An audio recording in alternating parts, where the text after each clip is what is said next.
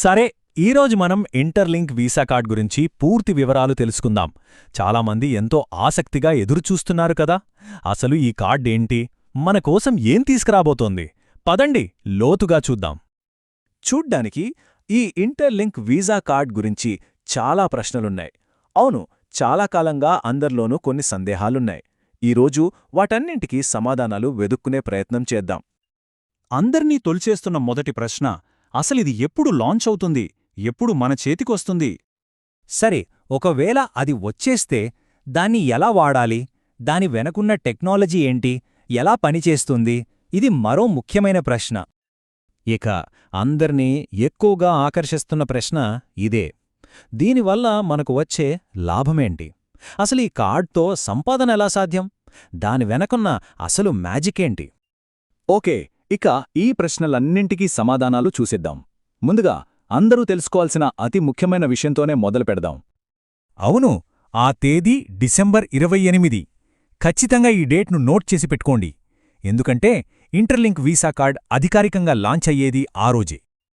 అయితే ఇది కేవలం క్యాలెండర్లో ఒక తేదీ మాత్రమే కాదు, ఇది ఇంటర్లింక్ ప్రయాణంలో ఒక పెద్ద మైలురాయి, ఒక కీలకమైన మలుపు అని వాళ్లే చెప్తున్నారు. సో ఆ రోజు 2 కీలకమైన అప్డేట్స్ రాబోతున్నాయి. మొదటిది, పారదర్శకతను పెంచడం కోసం వాళ్ల టోకెన్ ట్రెజరీని పబ్లిక్ చేస్తారు. ఇక రెండవది, మనమందరం ఎదురుచూస్తున్న వీసా కార్డ్ లాంచ్. సరే, లాంచ్ డేట్ తెలిసింది. మరి ఈ కార్డ్ ఎలా పనిచేస్తుంది? మన రోజువారీ జీవితంలో దీన్ని ఎలా ఉపయోగించుకోవచ్చో ఇప్పుడు చూద్దాం. ఇది చాలా సింపుల్. మీ దగ్గరున్న క్రిప్టో అసెట్స్ అంటే USDT లాంటివి, వాటితో ఈ కార్డ్ను లోడ్ చేసుకోవచ్చు. ఆ తర్వాత మామూలుగా మనం డెబిట్ కార్డ్ వాడినట్టే షాపుల్లో, ఆన్లైన్లో కిరాణా సామాను, షాపింగ్, బిల్లులు ఇలా దేనికైనా వాడుకోవచ్చు. అదొక్కటే కాదు, దీని రీచ్ కూడా చాలా పెద్దది.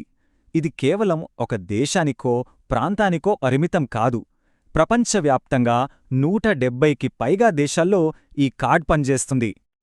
అంటే దీని వెనకున్న పెద్ద ఆలోచనేంటంటే వెబ్3 టెక్నాలజీని మన రోజువారీ జీవితాన్ని కలపటం. టెక్నికల్గా కాకుండా సింపుల్గా చెప్పాలంటే మన ఫైనాన్షియల్ లైఫ్ను ఇంకా సులభతరం చేయడమే దీని లక్ష్యం.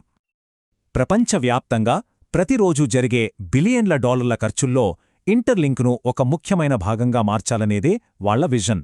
ఇది చిన్న విషయం కాదు, చాలా పెద్ద మార్పుకు దారితీయొచ్చు. ఇప్పటివరకు ఖర్చు చేయడం గురించి మాట్లాడుకున్నాం కదా, ఇప్పుడు అసలు విషయానికొద్దాం. ఖర్చు చేస్తూనే సంపాదించడం ఎలా?